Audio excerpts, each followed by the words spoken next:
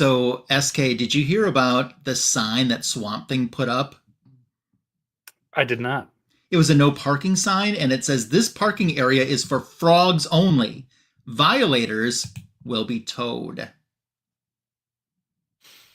Ah, Welcome to the greatest DC comic show on YouTube. Welcome to Fanboys Live and the Retro Review. Glad that you made it to another show tonight. We're very super excited that you're here.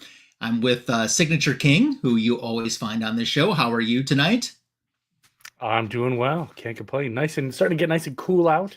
It is a I little like crisp. that. I Yes. like the crispiness. And are the princesses dressing up anything superhero related for Halloween? Yes, my oldest daughter is Poison Ivy. She got the red wig. She's got some flower Is things in her that hair. because you're going as Harley? No. Oh, okay. No. And my youngest is, for the third year in a row, Mary Marvel. Well, nothing wrong. Hey, you find a good thing, you stick with it. Yeah, she loves it too. I bought her a really nice Supergirl costume this year. She Mhm. tried it on. I was like, I'm Mary Marvel again. Like, okay. Yeah. She might want that Supergirl next year, though, with the movie. If the movie turns out to be a big hit. I'm sure she'll be one of 50,000 Supergirls for Halloween. Probably. So I saw the old Helen Slater Supergirl movie on DVD in a store today for sale. Oh, yeah? I did, yeah. Did you do any comic book hunting or pick up any books or anything in this past week? No. I didn't. I was had plans this weekend, so I didn't get to go. But I finally got my Baltimore Comic Con books put away where they belong, so I'm feeling good. Nice. You have a new video out, right? I do. So we'll talk about that when we get at the end of today's show. So that will be awesome. So Perfect. Mr. Sign. Oh, well, in case you were wondering, I did a little comic hunting today.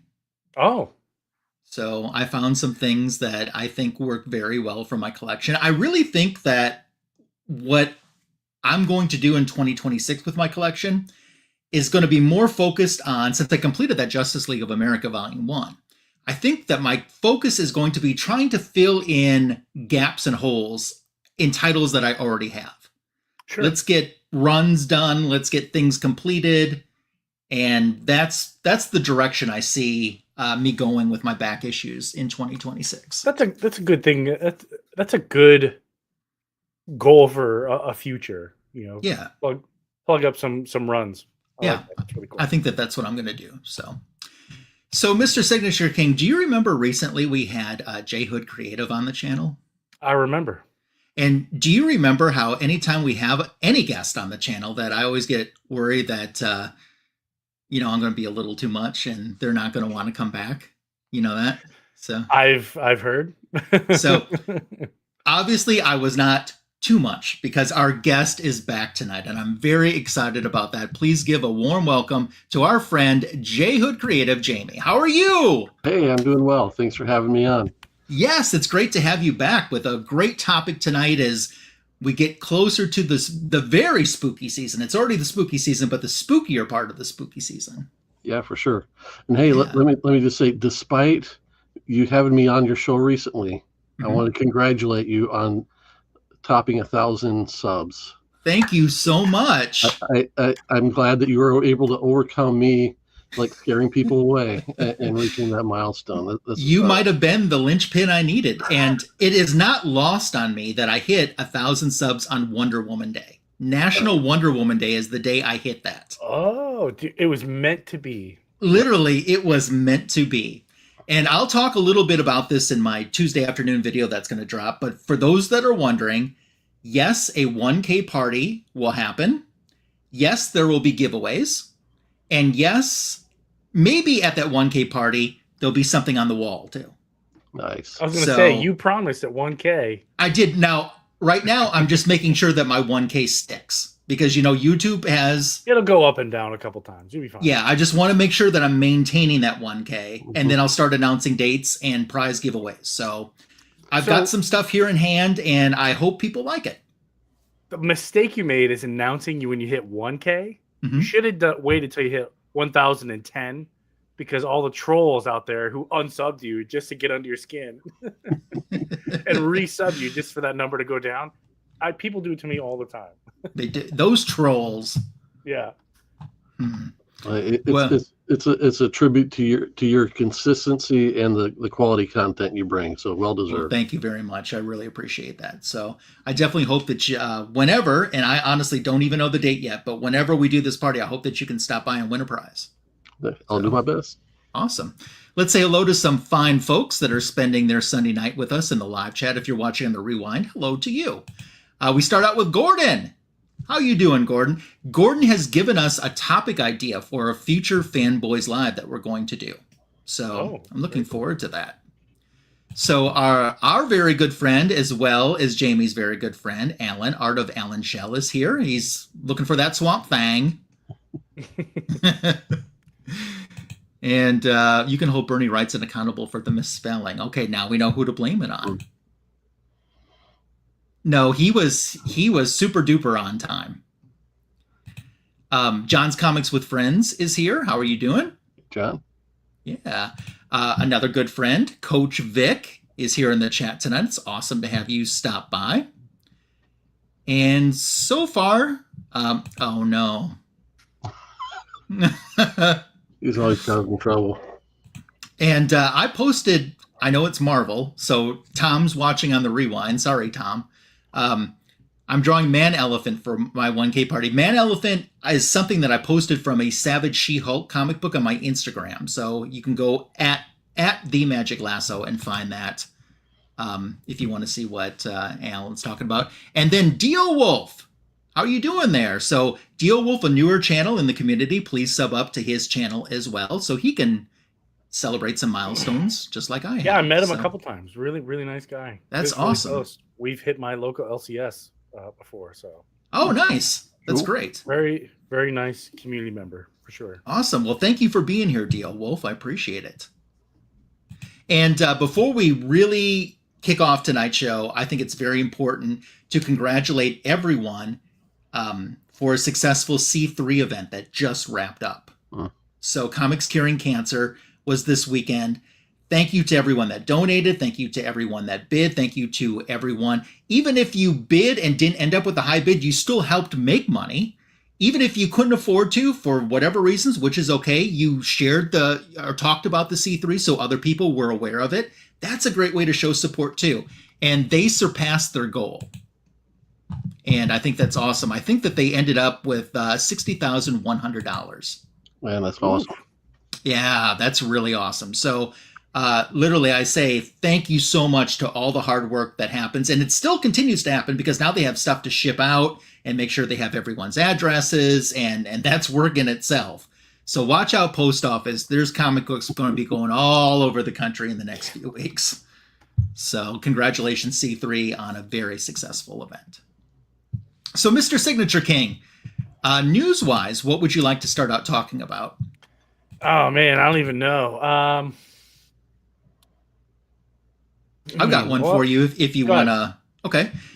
One thing that we didn't cover last week that did happen at New York Comic Con was the announcement of some new comic book titles that are on the way for 2026. You know, it seems like a lot of titles have been getting canceled lately for whatever reason. So it's nice to hear some new books that will be coming out next year.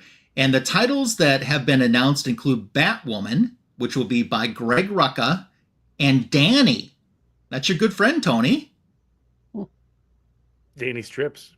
Yes, that's who it is. Danny. Yeah. She's going to be working on the new Batwoman.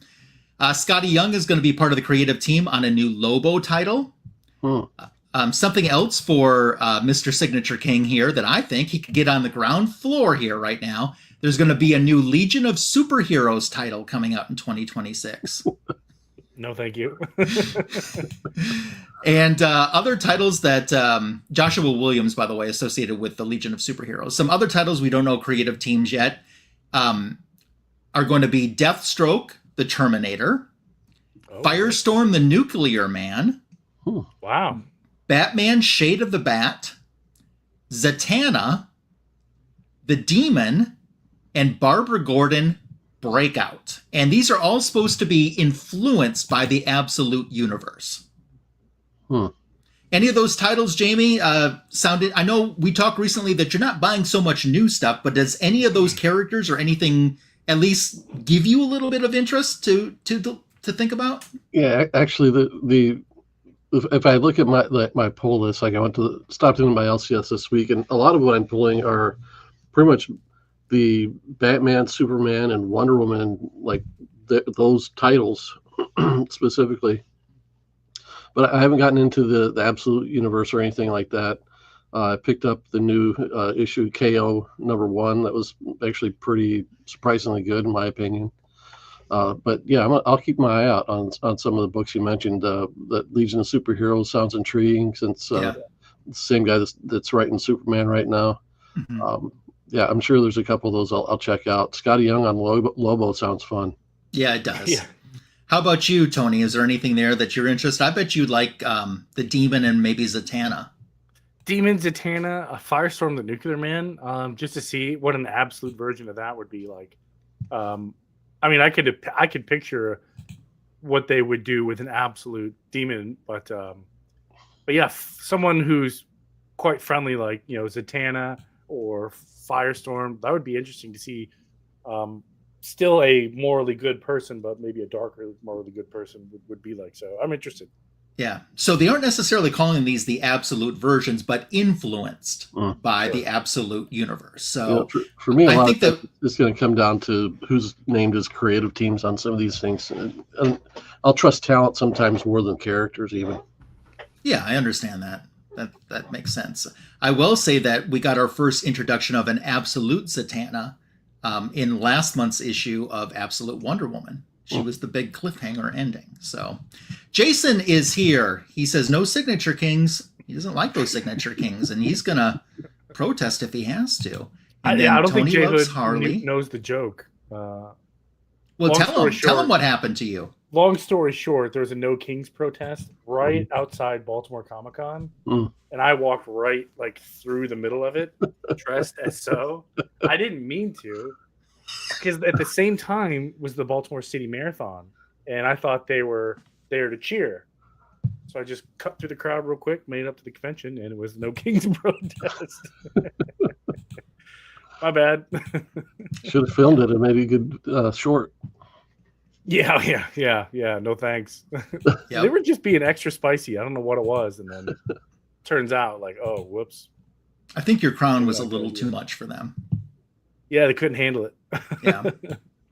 So a few weeks back in the news, we were talking about Heritage Auctions, big costume auction that they had that was regarding some superhero TV shows. $575,000 got someone Adam West's Batman costume and Burt Ward's Robin costume.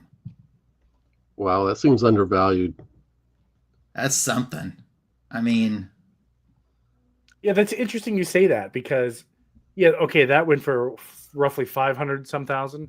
575. So the original art for Batman 423, where he's got the big wings and he's sheltering someone, went for $700,000. Wow. Yeah. Crazy to think about. Other results, Batman oriented. This Bruce Wayne pinstripe suit went for $5,500. Only 5,000. Okay. Yeah. The Batgirl costume, $87,500 for a complete Yvonne Craig worn Batgirl costume. How much did you say? $87,500. Okay. Yeah. The Penguin costume, $46,250. A Riddler costume, $33,750. It must be a down economy. These prices seem awfully low to me. Yeah. Yeah, I agree. A Catwoman costume worn by Lee Merriweather in the Batman movie, $30,000. Oof. A Robin costume that was not worn by Burt Ward, but was worn by Jill St. John in the very first 2 episodes. She played Molly the Mall. It's signed by Jill St. John and Burt Ward, went for $87,500. Interesting. A Batmobile parachute, $13,750. That'd be cool if they could authenticate that, like screen used or something. Mm-hmm. The Mad Hatter's hat, 23,750. Wow. I like that. A Mr. Freeze helmet, $5,000. All yellowed. Only 5,000. Mm-hmm. I mean, still a lot, but like very affordable, I feel like. The miniature penguin submarine that they used to film in the Batman movie, 12,500. Ooh.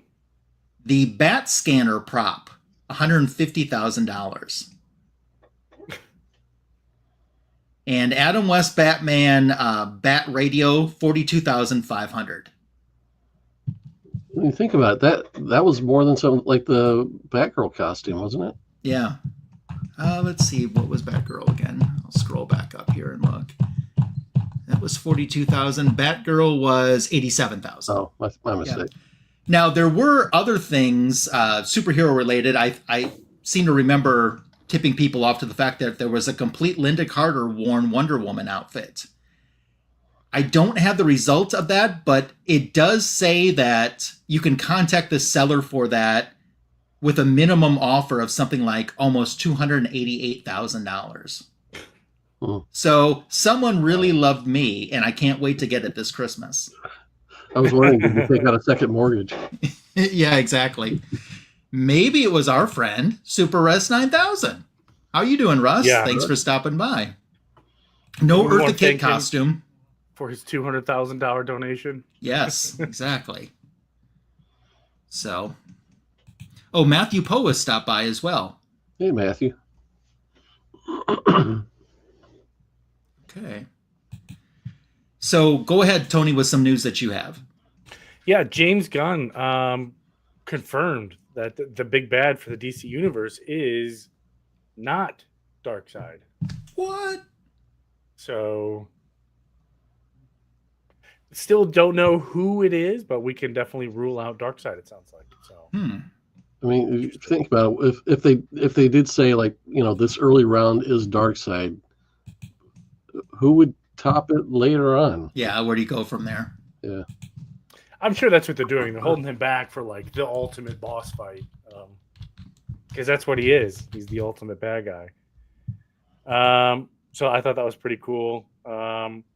Warner Brothers Paramount deal didn't work, but someone brought up a good point that Disney absolutely can take a bid. That doesn't necessarily mean that it will go through, but there's nothing stopping them from bidding. Which is interesting to think about. We've always been talking about what would be cool if we saw Justice League versus Avengers movie, and if Disney owned both, you could absolutely do that. Yeah. I don't think I would like Disney to buy DC and Marvel, but I mean, yes, it's always possible. Eggs are too expensive, Alan. Yeah. And hi quickly to Kenneth Bird. Yes, Kenneth, how you doing? And James Gunn did say, whoever does buy Warner Brothers could absolutely show him the door. Like, there's nothing keeping him there.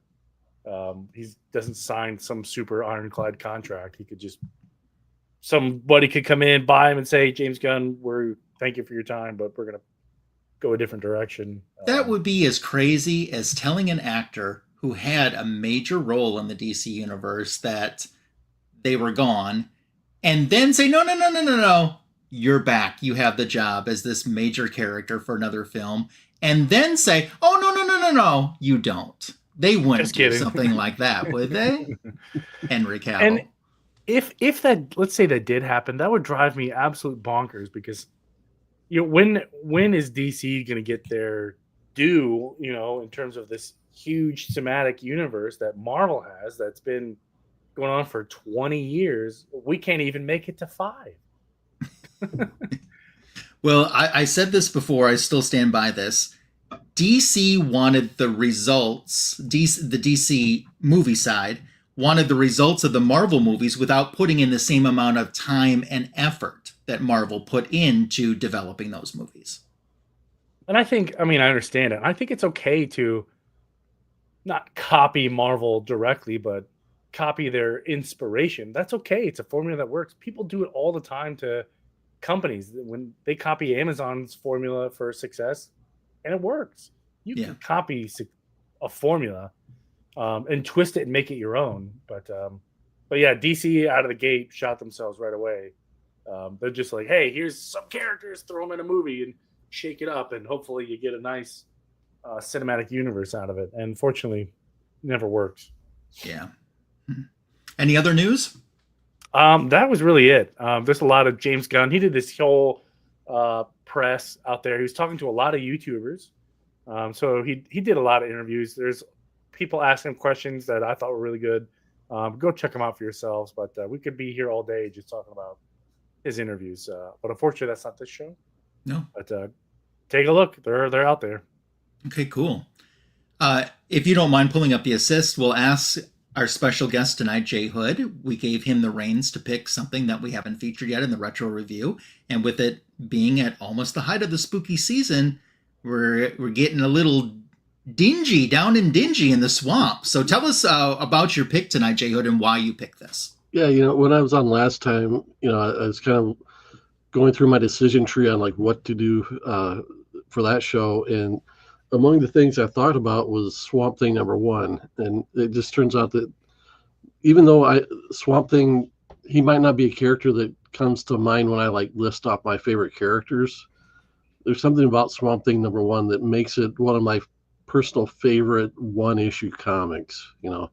It's a classic origin story, great art, great writing, and I thought, Halloween's right around the bend. If you guys wanted to have me back on, maybe we do a show just concentrating on Swamp Thing.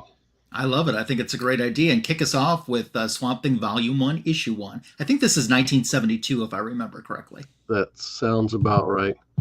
Yeah, just starting with the cover here. Love the cover. Love the title treatment.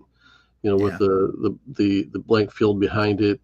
The dual circles with the DC and the 20-cent price tag and all that, just has all the nostalgia feels, and let alone just stunning art by Bernie Wrightson there. Yeah, for sure. And it's a startling issue, it claims. For sure. Okay, take it away. Yeah, so we start out with a great gloomy scene of the bayou, the swamp, and I'm not going to take the time to read through all the verbiage there, but Len Wein does just a great job of verbally setting the stage for what we're in for. So it's basically just laying out, that the setting is definitely in a swamp, hence Swamp Thing. Kind of, they're not going to bury the lead, but just kind of really inspires just how spooky this story is going to be. So we've got a car approaching before we get to the page turn to reveal. We've got Swamp Thing peering into the swamp at this one kind of barn-like house or shack that the car is pulled up to. Pardon me. And he's there, and this is kind of it's where Swamp Thing's there in real time. We kind of roll into a flashback that is reflective of what we've seen so far. We've got a car pulling up to that same house, and the car, it happens to contain the Alec Holland, who is the alter ego of Swamp Thing. His wife, I believe her name was Linda, and then Matt Cable is with him, and he's the guy that's bringing him up to the shack. I gotta just kind of shout out Bernie Wrightson, even for drawing just regular people that we're just being introduced to. There's something about the way he draws them that has this. They still feel like they're out of a Universal Studios horror movie. They've got just the shadowing around the eyes, the way he draws the jawbones or the cheekbones and the the shadows around the neck and things like that. That he's really setting the scene, even though any other artist would have put these people in plain daylight. So what we're coming to find out is that the Hollands are being dropped off at their new laboratory, and that's what this barn-like building is. And we see that it's filled with all this amazing gadgetry. Again, harkening back to very, I would say, like a Frankenstein-esque kind of inspiration.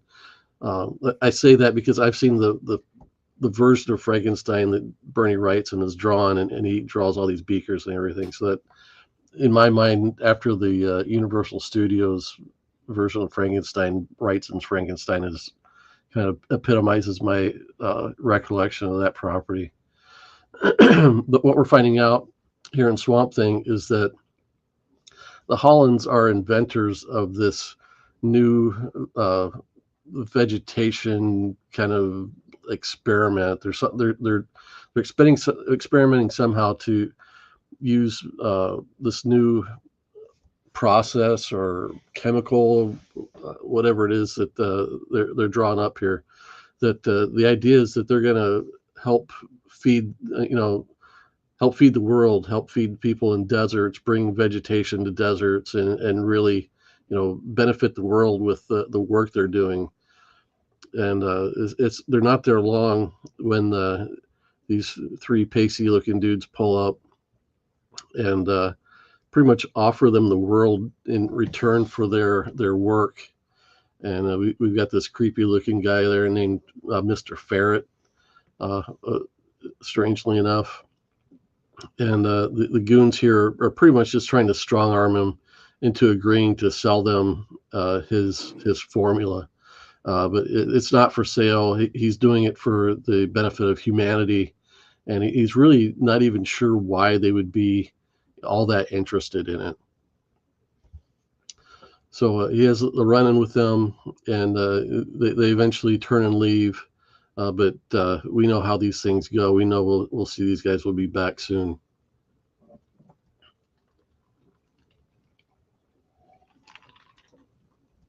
So the guys were actually run off because they heard Matt Cable, his car coming up. So he stopped in, and he's friends of the Hollands. Has a bit of a military background. We're led to believe, or he's working with the government somehow, but he's kind of their watchdog. He's there to look out for them. Oddly enough, he even though as the story goes, he's not. He's working with them. He's definitely on their side, but kind of the way he's rendered is that we're led to believe he might be a turncoat or might be sleazy somehow. But so he comes in, checks in on the Hollands, and everything's fine. So he does warn them that their work is very valuable, and there are people out there, entities out there that are after him. And he wants them to be very careful and not to let anyone else, in unexpectedly. He's just trying to protect them from the worst. So as we go through the story, they go back to work. They hear a scratching on the door, and they're startled. They think that the bad guys are back, but no, it's this little hound dog that's come to visit. So he becomes a mainstay in the series. We'll see this hound dog kind of be Swamp Thing's kind of mascot or companion along the way. But he turns out to be all right. Mrs. Holland kind of loves up to him, and they decide to keep him around. But come to find out, unbeknownst to them, he's actually got a radio transmitter in his collar. So anything they say is being reported back to some nefarious people behind the scenes. So, of course, as the audience, we're informed of this to keep the suspense up. I'm not sure we know who the guy behind the radio is, but he's passing along the information he's gleaning to this other guy named Mr. E that always kind of sits in the shadows. And he's got things like this little kind of statuesque monkey dude there next to him, and it's not until the next panel that it's revealed that that's not actually a statue, but some strange little creature in his office there. So we've got bad guys all around. We've got Mr. E. He's probably behind these guys. Mr. Ferret, who comes back here and really starts working over Alec Holland here, threatening him, and kind of knocks him out. And as Alec wakes up for being clonked on the head, he realizes that there's a bomb here under the table. And no sooner does he reach for it than this heroic tragedy happens where you get this big explosion, and it's the combination of the explosion and the chemicals on the table that horrifically light up Alec Holland, and he goes out and runs out and dives into the swampy marsh, never to be seen again. So here we are, a little bit of time has passed, and Mrs. Holland is grieving her husband. Matt Cable's there with her. He knows the work needs to continue, needs to be done. So he rounds her up with the hound dog and brings her back to the lab to try and continue the work. That she understands what's going on, so she's got to finish it up.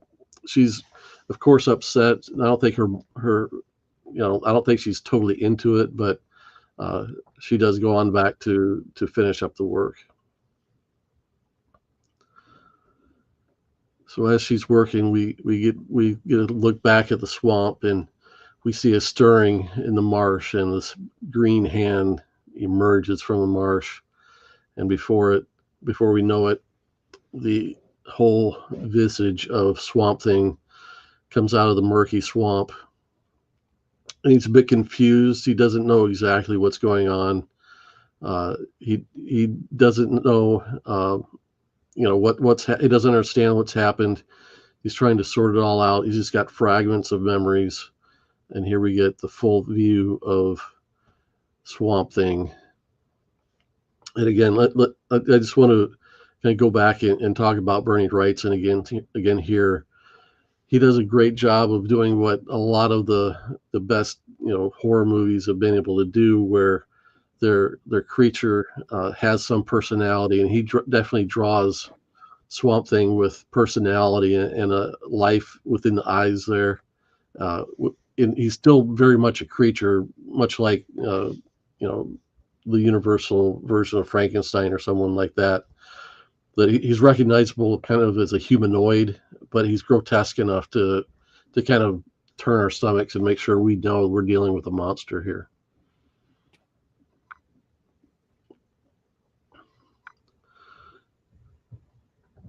I'm a Swamp Thing. So as I said, he's Swamp Thing's kind of confused. He doesn't know exactly what's going on, but it's starting to come back to him that he was in an explosion. He had a life before this. The more he thinks about it, the more he realizes that he was Alec Holland, that he was working in a lab. He gets a look at himself in the window here and is as horrified as the reader is. So we see Matt Cable's there hanging out with Mrs. Holland, trying to protect her, and Swamp Thing's kind of viewing things from a distance. He even remembers Mr. Ferret was the one that killed him, or blew him up, so to speak. So he's definitely got already building a thirst for revenge. But here we've got the dog running out. He's being given commands by Mr. E, or whoever the guy at the radio station was.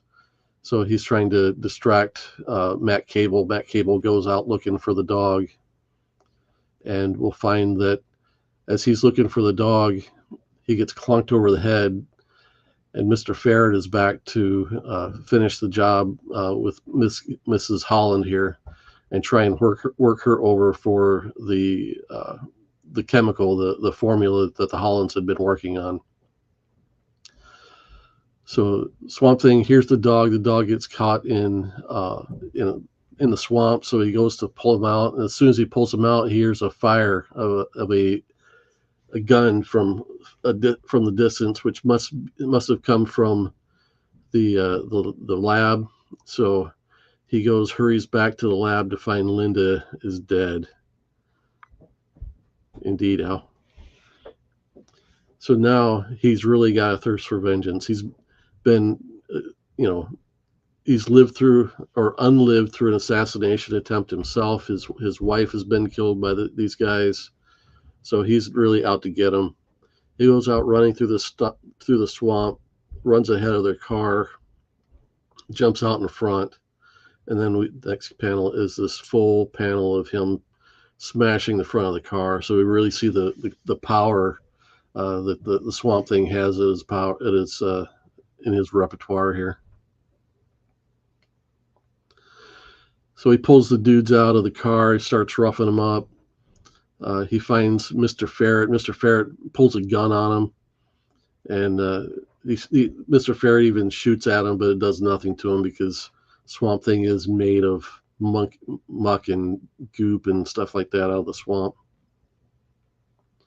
He realizes that Swamp Thing can't be killed and essentially dies of a heart attack before Swamp Thing can even really work him over. But Matt Cable comes back to consciousness. He thinks that Swamp Thing is responsible for killing Alec, and he swears revenge that he's going to bring Swamp Thing in for the death of the Hollands. At this point, I'm not sure how he would know that Mrs. Holland is dead, but he definitely knows Alec is dead, but he's fully blaming Swamp Thing for the death of his friend. So Swamp Thing escapes back into the swamp. He knows Alec can't find him.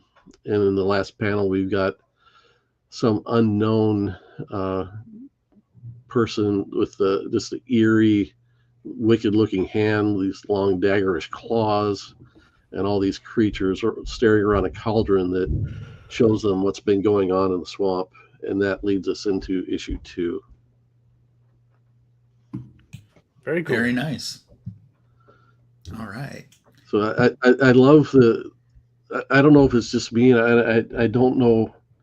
It's definitely got themes from Frankenstein, stuff like that in it. And I'm not sure. I was always a Frankenstein kid, growing up. Yeah. And I'm not sure if there's something a connection between the universal version of Frankenstein and Swamp Thing that really intrigues me about this. Yeah, that's pretty cool. Mr. Hood, did you catch the Swamp Thing TV show? I didn't, and I went back to look for it to watch it, and it's not on streaming anymore. It was awesome. I mean, it was the best iteration of Swamp Thing we've had, and it sucks. It was only one season, but there were so many cameos in there: Madame Xanadu, Blue Devil, Phantom Stranger. Those are just the ones that I remember. But man, we got ripped off that it was only one season. That was a major blow to the fans. I've heard it was good. I didn't have a chance to watch it and wish I had. And they said it was one season before episodes even dropped. Like, oh yeah, we're not making it. I think that's what hurt them right there, because people are like, why should I invest my time? Oh God, it sucked. Yeah. So Jamie, tell us about the next issue you picked, because we're jumping into the future, but something significant happens in this next issue with Swamp Thing. So I think Swamp Thing has gone through several iterations, and so the version we just read, I think you said it was from 1972. That sounds about right. And then they brought him back in the early 80s. The original run, I'm not sure how long the original run went. The Len Wein and Bernie Wrightson issues lasted, I think, 11 issues, and the run went maybe twice as long as that, maybe more. I can't remember. But it eventually was canceled. They brought it back in the 80s. They actually made a movie. Wes Craven made a Swamp Thing movie that I was talking to him about that earlier. We both really liked that for what it was back in the day. Yeah. And eventually the main writer on the relaunch, it was called Saga the Swamp Thing at the time, was replaced by a young upstart from Great Britain named Alan Moore. And so Alan Moore really cut his teeth in the American comic book market on Swamp Thing. And the next issue we're going to cover is issue 21 from Saga the Swamp Thing, and it's the first. I think it's the first issue that Alan Moore is fully credited with. I think he might have actually written the issue before, but it was pretty much tying up the what the previous writer had been doing. And this is really Alan Moore's first kind of step forward. This is my version of Swamp Thing, and it's really the work that really got him noticed, I think, in the 80s. Yeah, cool. Well, I'll take over this issue. We got a pretty awesome cover, I think. Right here, we're at 1984 right now. And as we kick into the story on the first page, it's raining in Washington. That's our setting. And you're going to hear this, our narrator, who you're going to find out in a moment who it is, keep referencing the events that are happening right now versus what had happened in the past. So we're going to keep going back and forth, and we start out with what he presumes is happening in the present. He's in an apartment in Washington, D.C., and he is Jason Woodrue, Dr. Jason Woodrue, otherwise known as the Floronic Man. He's in his apartment watching the rain, and he's thinking about an old man. Maybe he's pounding on the glass right now, or maybe he will be in a little while. Will there be blood? Yeah, he imagines there's probably going to be some blood. Well, maybe lots of blood.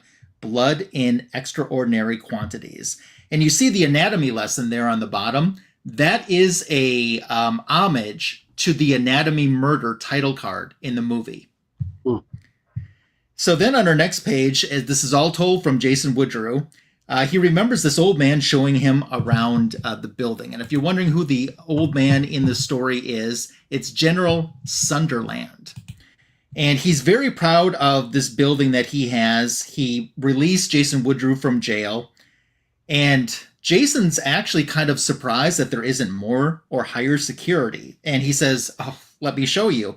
I've got this computer and this console. I can pretty much control everything in this building. And it saves me a lot of grief with labor relations.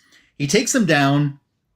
And the main reason that Jason's there, he's wondering how long is he here? And he's about 2 weeks. He's been ever since he's been shot, we had him. And he says, don't be afraid, Mr. Woodrue, open it. So he does. And there, gray, brittle, tattooed by frost, and quite dead, is his first glimpse of the Swamp Thing. So he questions, was this once a human being? And he says, yeah, he was Alec Holland. He was a doctor like yourself. He was doing government work, developing some sort of bio-restorative formula, which was intended to promote crop growth. And the experiment sabotaged. There was this explosion, and Holland and his chemical soup went into the swamp where the project was located, and Swamp Thing is essentially what come out. And he says, well, what about Linda? And he says, well, that was his wife and co-worker. She was there with him. She was shot and killed shortly after he vanished in the explosion. And they said, we found Linda's body. You can go back just a little bit. They said, we found Linda's body, and because we assume that that formula is in her system too. So we dug up her body to run tests on her. And what they found was, yeah, there was some of it in her body, but it didn't affect her. So it was in her cellular structure through repeated skin contact, but it didn't affect her. And now they're really more mysterious as we go on to the next page. The formula wasn't designed to affect human tissue, just plants. But that doesn't explain why they have a Swamp Thing. So they said, we assume the formula had turned Holland into a plant, but if it doesn't affect human tissue, this is not impossible. This is why Jason Woodrue is here. And he says, by the way, it's time that I see your credentials. My files say that really isn't your skin. It's artificial and you can dissolve it. Is that true? So he sprays some on his hand just to prove that he really is the Floronic Man. So he starts his job the next day, and he's really detests and loathes this General Sunderland. And he's interested in the project that he has. It got him out of jail. This is the closest thing or person to what he has with his condition. that he's probably ever will encounter. So it's time to do an autopsy. And he was excited about that. And he had heard of this legendary Swamp Thing, and he cuts into Swamp Thing, and he said he had things inside him. So there were 2 large pod-like structures in his chest cavity, and initially Sunderland thought that maybe those were lungs, and he's like, well, no, they're not, and he explains how lungs work, and he says, these are vegetable fiber. Vegetable fibers are too coarse to allow molecules of oxygen through them. So I don't understand how these work. And he goes on to talk about the other kind of simulated organs that are in the body, such as the heart and the kidneys. All this stuff is useless, but it's not real, like functioning organs like Alec Holland would have. And he starts to wonder how long he could go on drawing blanks before the old man sent him back to jail. So he works a few long weeks, long and fruitless, and in between he's talking with General Sunderland, who's just bragging about his complex, how he really lets security pretty minimal at night because he has that computer and he likes walking around his compound. And he kind of talks about Jason Woodrew's career prospects and uses the word freak, which he doesn't appreciate, and even mentions about jail. And the more Jason Woodrew spends around this guy, the more he doesn't like him. So he's back at his rented apartment that he's been given, and he steps into the shower, and he still doesn't have any answers within a 6-week period that he's been working on this. When he's in the shower, he starts to recall how he was working late, he was tired, and opened up a reference book to the wrong page, and it was an essay on these worms. And then all of a sudden, it hit him. And of course, while he's telling this, the veil of a human body comes off, and there he is in his true form as Floronic Man. And he's like, my skin is dry, but outside it's raining. And he's still thinking about, what is this old man doing right now? A throwback to that very first page that we were talking about. The liver-spotted fingers clawing at glass. And he starts thinking about all of this. But now we jump back into what he had come up with regarding these worms. So these worms, he said, were the key to everything. So, an uneducated worm couldn't run a simple maze. But when it was chopped up, these worms and were fed intelligence that did understand the worms, that did understand the maze, the worms could absorb that knowledge and be able to run that maze. So he's like, this is huge because the implication is that the consciousness and intelligence can be passed on kind of as food stuff. So he's like, maybe that explains, how some of the cannibal tribes of eating the wise man after death in order to receive his wisdom. And this guy, this General Sutherland, is having none of this. And he's starting to get angry. He's like, you talk about worms and cannibals. This has nothing to do with Alec Holland. None of this has anything to do with the job I'm paying you for. And he's like, all right, General, let's get back to Alec Holland. So they talk about his origin, and he says, imagine there's 5 sticks of dynamite, and he's about 18 inches away from that when it blows up. And of course, he catches on fire. But the deal is, Alec Holland is actually dead right at that time. He's not alive when he, instinctively, the body runs out and jumps into the swamp. So his body goes into the swamp with that formula that's in his cells. And once it's there, a patch of swampland that would be teeming with microorganisms would start to feed on this. But while they're ingesting his mortal remains, the plants eat him, and they're absorbing information, from his mind and things that he knows. So he goes on to say, imagine that the cloudy, confused intelligence, when this is all happening, thinking that, well, it has a skeleton, so it tries to build one out of wood. It remembers it has muscles, so it tries to construct those from plant fiber. It remembers it has lungs and a heart and a brain, so it does its best to duplicate that. And he says, see, you were wrong, General. You thought that the Swamp Thing was Alec Holland somehow transformed into a plant. It's a plant that thought it was Alec Holland. And the huge difference on that, the plant was trying its level best to be Alec Holland. And he says, that is what you have down, in your basement in that science lab. he says, if that plant we have down there, and he starts to get interrupted. He says, Mr. Woodrow, I've heard enough of this. And he's like, how can you say you've heard enough of this? We have just gotten to it. And he's like, listen, I have a lot of money behind me. I have people that can study what you've done.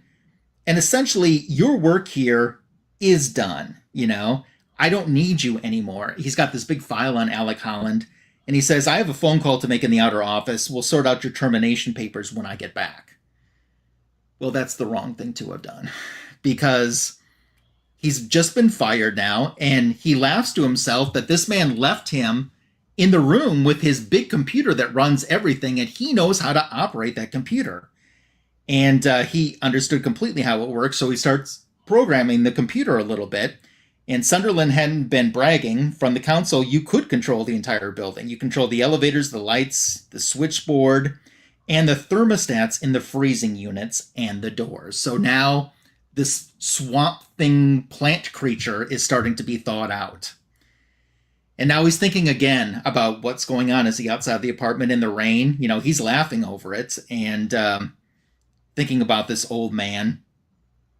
And he goes on to wonder, how is Swamp Thing, what has happened to him now that he's essentially been taken out of this cryogenic stasis. So on the next page, we start to see what's happened. They really didn't kill the Swamp Thing with a gun. You couldn't kill it. You could freeze it and put it out of commission a little bit, but now it's being put back into commission. And what is it going to do, when it's fully back and is functioning? And how long will it take Sutherland to come down and see what the status or what the status of the creature is currently? He goes down and realizes that he's in trouble. And he figures on the next page, you'll see Sutherland's going to start to run. And knowing that Swamp Thing is somewhere in his building, and he'll catch up to him in his office. And there's that file on Alec Holland opened. And Sutherland is quite shocked at what he sees. And so he asks him, are you still intelligent? Can you understand what I'm saying? That file on you, I don't know if you can read that file. And he's like, yes, I have read the file. And he's like, well, did you like it? And you see those eyes. That's not good. And Swamp Thing goes literally on the rampage. And our narration is still from Floronic Man, thinking about the old man and the cracking of his joints as he runs, and the terror in his heart as he runs, and Swamp Thing goes after him. They notice that Swamp Thing usually doesn't kill or doesn't have a pattern of known to be killed. But now, incidentally, here we have Sutherland running through his complex almost like he's a beetle in a maze box that has to make its way through, like a worm in a maze. So that kind of comes full circle again. And of course, there's never been any evidence of Swamp Thing intentionally hurting or killing anyone, but that doesn't mean the guy isn't scared, because he clearly is.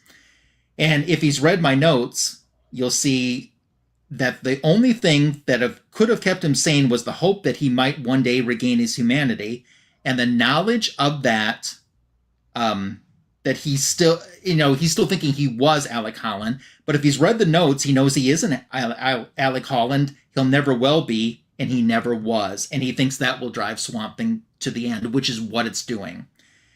Sutherland's trying to get away from Swamp Thing. And then we have, he's even outside in the rain with the hands on the window.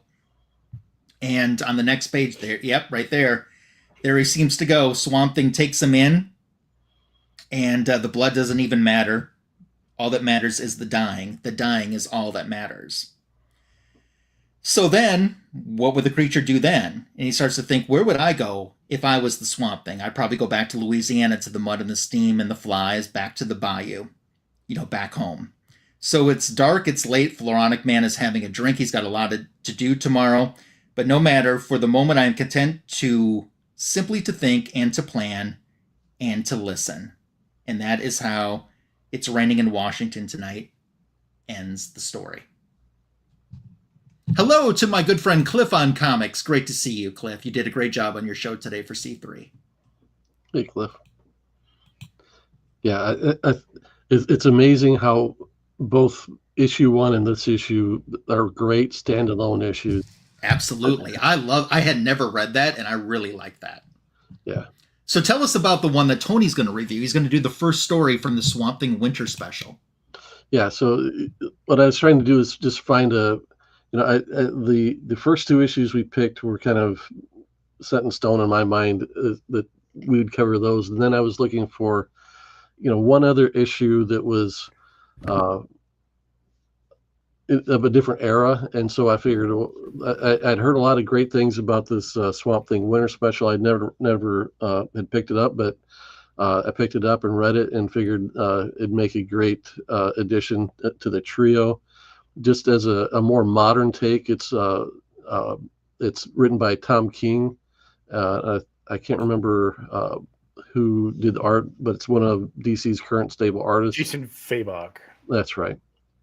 So I figured, we did classic, we did kind of the quote unquote reboot with Alan Moore, and then let's pick up one of the more contemporary stories.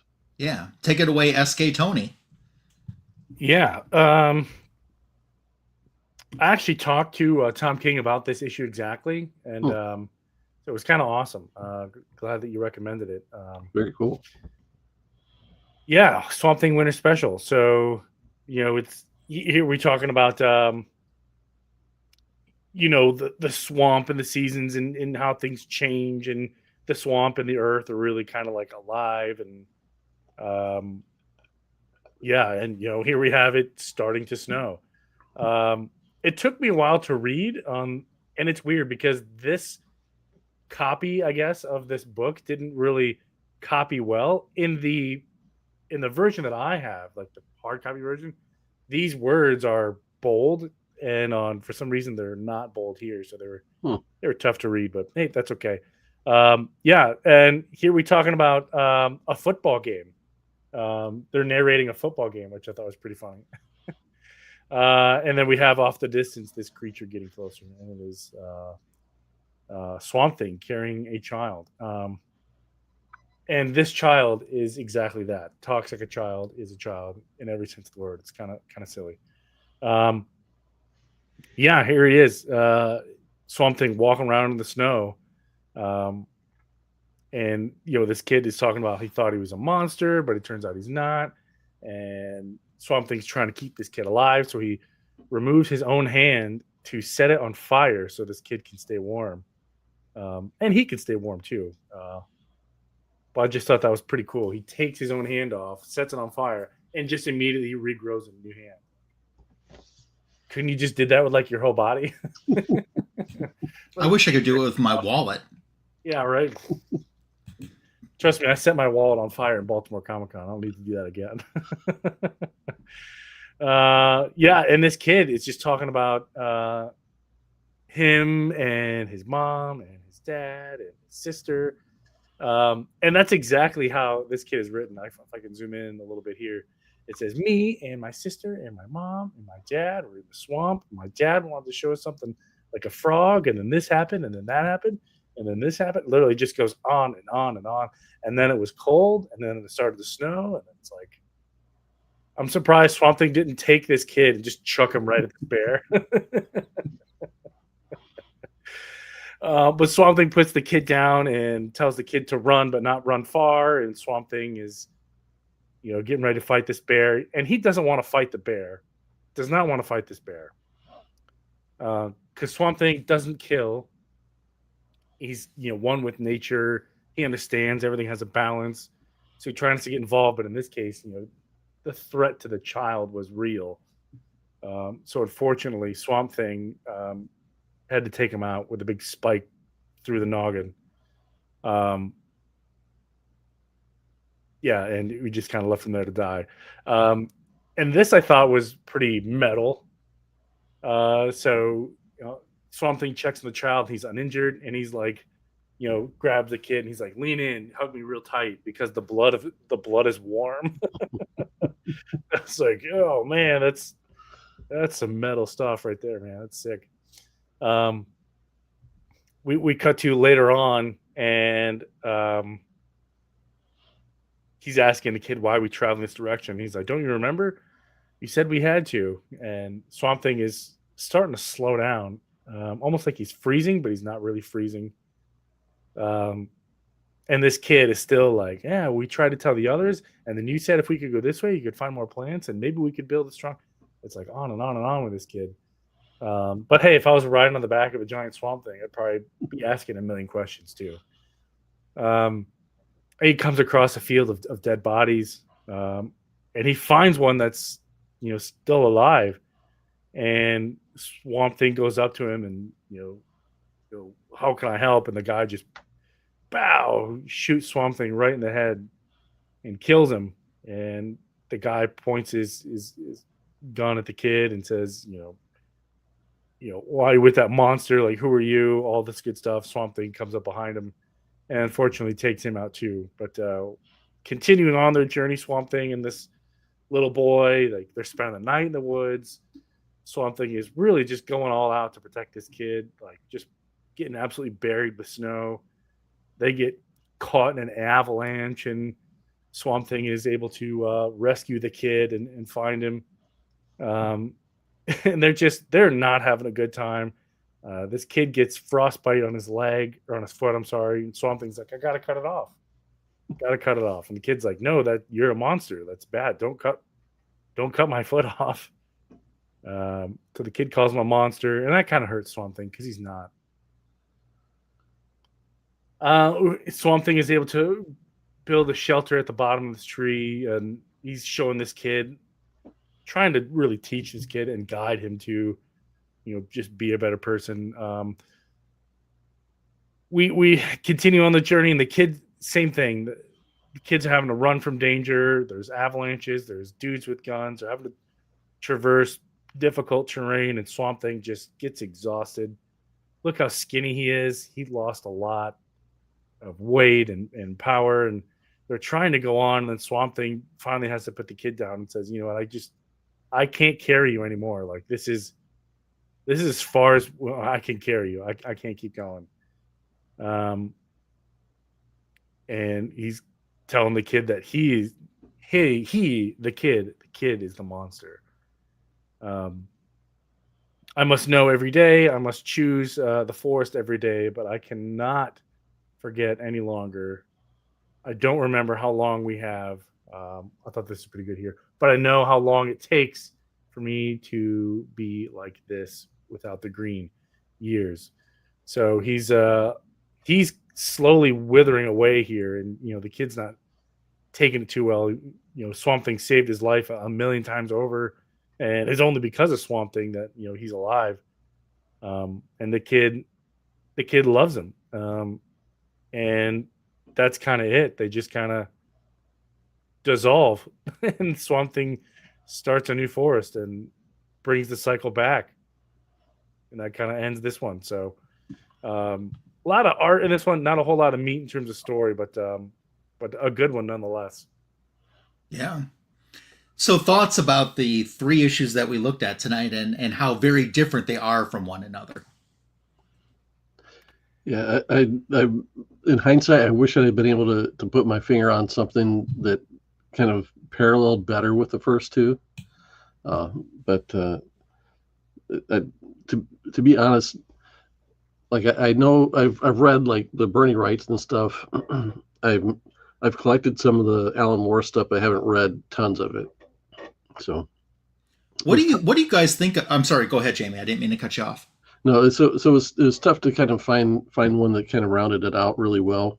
I did like kind of the theme that the story kind of had to the winter special story, that kind of the idea that sometimes you have to let go that thing you're carrying in order to to be your full self. Yeah. And one of the things that the story was about was the fact that he was carrying this monster that they were trying to evade through the whole story. Turned out to be the thing he was carrying with him the whole time. Yeah. So there's a little bit of kind of a moral lesson to be learned from that, I think. Yeah. But I've heard, as I was researching to find, another book to pick, That is a rich library in the full Alan Moore run, so I want to go back and probably collect that and kind of read all that material at some point. Yeah. And And Tony, what was it that you were talking with Tom King about regarding that issue? I asked him about where how he came up with this idea that Swamp Thing is carrying this kid through the whole you know middle of the woods trying to get him out and get him back home and safe and sound. And he said that it was kind of a yin and yang. Here you have a little innocent kid and gigantic Swamp Thing who could do a whole lot in terms of Mm-hmm. protecting himself and the environment. And that the biggest threat to Swamp Thing will always be people, Yeah. no matter how often he tries to save them. Like humanity is the biggest threat to the swamp, to the earth, to each other. Humanity is the big bad, and always Yeah. will be. And then I'd like to know from the panel too, what are your thoughts? Because in the story that I reviewed, they essentially said Swamp Thing isn't Alec Holland. It's a plant that thinks it's Alec Holland. What do you think of that concept, guys? it's really interesting. I think maybe the one thing I have against it is it pulls the humanity out of the character, but maybe that's not true. Once I read more of the material, Alan Moore might kind of turn that idea on its head. But I think it's a very interesting twist. Yeah, I did too. I didn't see that coming. Yeah, it is interesting. I mean, I read that book before, and then they adapted that part of the storyline into the Swamp Thing TV show, where he's on the table, he's being dissected, and they're like, "Oh, this isn't lungs; it's just plants fiber." Mm-hmm. They do that exact scene, and it is really, really good. So definitely, if you can find the Swamp Thing TV show, watch it; it's worth it. But I would agree that. Is it Alan Moore? Is it not Alan Moore? Is it Dr. Holland or is it Swamp Thing? And where does one start and the other begin? Well, I guess we'll never know. Yeah. Anything else anyone wants to add about any of the stories that we talked about tonight? I think, like I said, I really am curious about reading more of the Alan Moore material. The thing I love about the Bernie Wrightson and Len Wein stuff is it's a lot more of what the first issue had to offer. Everything, it's all creepy. There's weird creatures in it. It's really super spooky, and the whole section of their run is really an outstanding piece of work, in my opinion. Now, I believe that I'm accurate in saying, didn't they do an absolute edition of the Bernie Wrightson beginning of the Swamp Thing in the larger size format and everything? They did. They've done collections for sure. Yeah. One of the things I was going to save for my show and tell piece was I picked up. It's a second printing, but it's the yes edition of Bernie Wrightson's Swamp Thing work. So this is where they show you like what the full scale art looks like. Oh man, look at that! Wow. I mean, when they say it's the next best thing to owning the original art, they're not kidding. Yeah. Wow. I mean, stuff like this, they've blown this up, so it's bigger than life-size art. Yeah. But yeah, the thing I love about these books is that it does show what the true size art looked like. See if I can find a page with Swamp Thing on it. There we go. Oh, wow. Wow. That's great. Yep. Do you have more? We can just kind of segue into the book show segment if you have more that you want to show right now. Sure. I've got just a handful of things. They're all Swamp Thing related. Go for it. So this is the first issue of Swamp Thing I ever picked up. Actually, this was given to me by my uncle, who was one of the influences in my life as far as like comic books goes. He would read the comics. He did not value them one bit, and when he was done, they were mine. But the thing was, he lived in Pennsylvania. I lived in Indiana, so I didn't get that many books from him. But this is one of them that I keep and cherish. My personal copy of Swamp Thing #1. It's probably in a 6.5 or 7.0 condition. It's still pretty good. Yep. Yeah. Relatively affordable in nice condition. Just be patient with it. The version of the book that I read was this, which I had signed by both Len Wein and Bernie Wrightson. So this is a collection of probably issue 1 and 2. Nice. And then for the Alan Moore material, I've been collecting the Essential Vertigo, which means that this is just the black and white line art without color. Oh, wow. Cool. Yeah.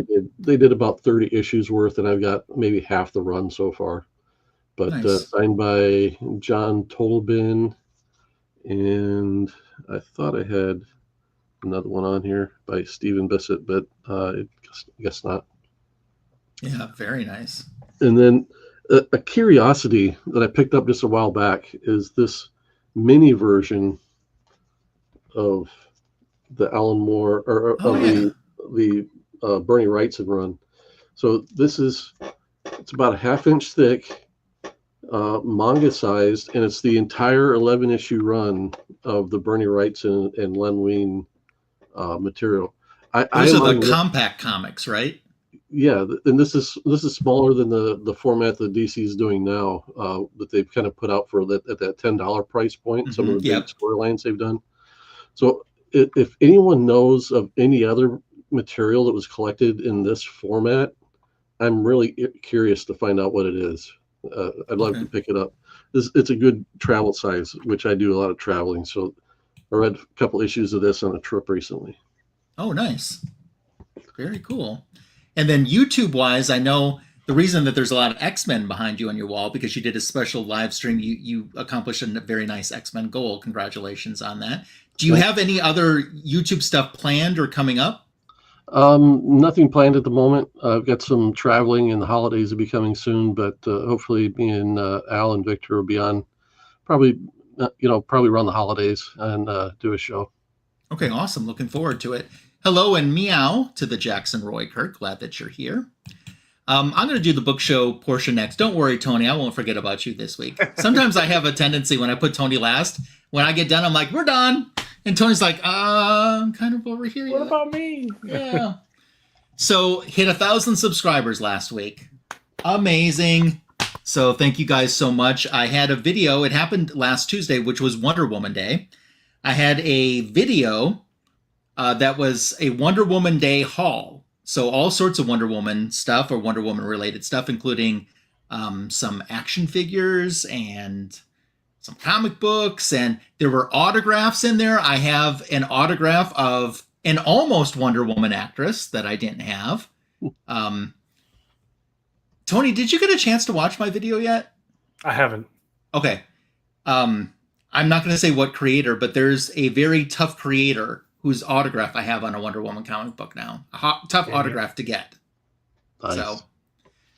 So you can check that video out now. My back issue of the week was also tying into Wonder Woman, because last Sunday we did Wonder Woman for the retro review with Andre. Then my back issue of the week was the Silver Age Wonder Woman, the first appearance of Mouse Man, who has been plucked out of obscurity and is the current Wonder Woman villain in the current Tom King run. So I have that as my back issue of the week. And then the comic book editions video. What's coming up tomorrow will be comic book editions back issue. No, excuse me. It will be back issue of the week 200. My 200th consecutive week of doing back issue of the week. It will be Halloween themed and Marvel. So we'll tie that together in the back issue of the week tomorrow. Tuesday's video that comes out has Marvel, has DC, has Marvel and DC. It has dual remarks, and it has autographs in the video. So a dual remark unboxing. So there's a lot coming in that video on Tuesday. As for my book show, the first thing that I picked, and I thought I was only going to do one thing, and then I changed my mind. This issue came out shortly after the issue that I retro reviewed tonight, but this is Saga of the Swamp Thing issue 24. So it looks like Floronic Man did make it down to the Bayou to find Swamp Thing and encounter him, and then we have the Justice League in there too. I don't have a lot of Saga of the Swamp Thing in my collection. I have issue 1 and I have this issue, and I think that that's it. And then I don't know why I totally spaced on this until we were doing the show, and that's why I got up and left to go get this next item I wanted to show. We remember in 1982 there was a Swamp Thing motion picture. Mm-hmm. One of the stars of that was Adrienne Barbeau. And you can see here she is with a little bit of Swamp Thing. Oh, wow. So, dear Ryan, my best, Adrienne Barbeau. Nice. How'd you score that? That's pretty cool. You know, I think I got this one by writing to her. Back in the days when you could write to some folks. And some people will say, well, if you wrote to her in the mail, she didn't authentically sign it. It's fake. And you can take autographs that have been signed in person from her, compare those signatures and the writing, it 100% matches up. Well, back then, like, that's how you did it. Like, that's how you. It's not like today where you can people. go to a convention where they're at and do it. You know? Yeah. So that's how I got my Adrienne Barbeau into my collection, and I had forgotten about that until we were doing the show. Then I'm like, no, I got to pull out the Adrienne Barbeau. Yeah. So, and I dedicate this to Varangian Vigilante, who loves him some Adrienne Barbeau. You know, the first annual for Saga of the Swamp Thing is an adaptation of the movie. Oh, yeah. Oh, Is really? Yeah. Yeah. I think I knew that. Hey, Man Cave Comics is here. How are you doing? Thank you for the nice things you said about us on when you were on the 1011 with Gary B. And I'll be contacting you soon to get you scheduled. I know you probably want to do a show with Silver Hair Bronze Age Babe. So I'll be looking at her schedule and then yours and seeing if we can all get together before the year wraps up. But yeah, that's what's going on here. Right. And now that we're done with the episode, no, I'm just kidding. Signature King, your channel and your book show. Yeah, I just did a Baltimore Comic-Con haul, signature haul, so that was really fun to film. So check that out. One thing that you will find in that video is I'll show you one here, a little preview. I got to meet Joshua Middleton, and he signed my Batgirl 23 foil. Nice. Ooh. Yeah, super foily. Colors match her hair. I know, and I couldn't figure out why he did that. And then I think it was Southern Comic Book, he pointed out, like, dude, it totally matches her hair. And I was like, yeah. I don't know. I kind of like that because it almost looks like it's another piece of hair flowing in the wind or something, kind of. You know? And my most recent cool pickup that's not a signed book is the Crypto Bookbone Special. I guess reading through some of the forums, they had a bunch of them returned for some reason, so they threw them back up on the website. And I got one, and they sold out in the same day they were listed. So I'm having a lot of luck lately in the that's awesome. Because I remember we were all kind of bummed that we didn't get one when they originally came out.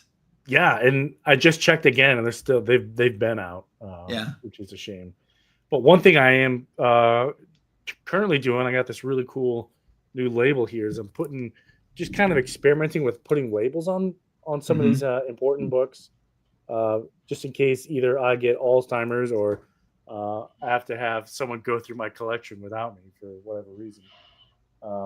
Which brings up to a funny point. Like Jay Hood, you were talking about, highlighting the 20-cent piece. Mm-hmm.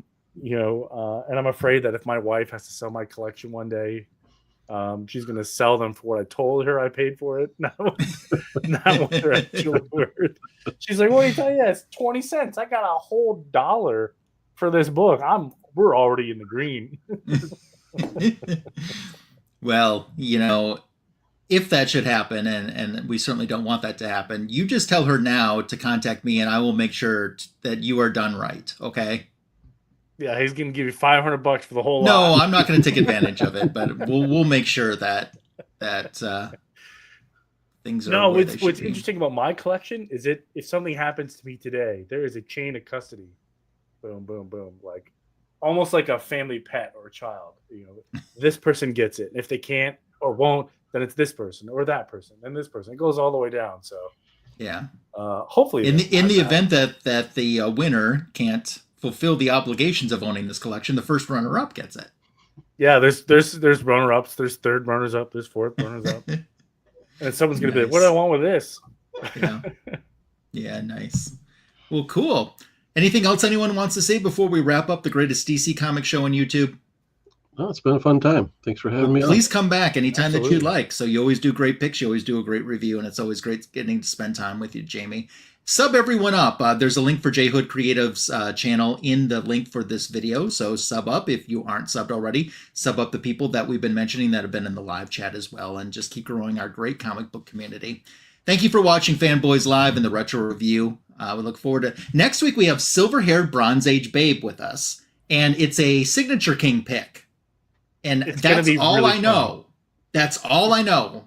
So it's going to be hilarious. Okay, we'll find out what happens next week, and we look forward to visiting with you then. Have a happy, healthy, safe, and successful week until we get to visit again, too, and take care. Bye.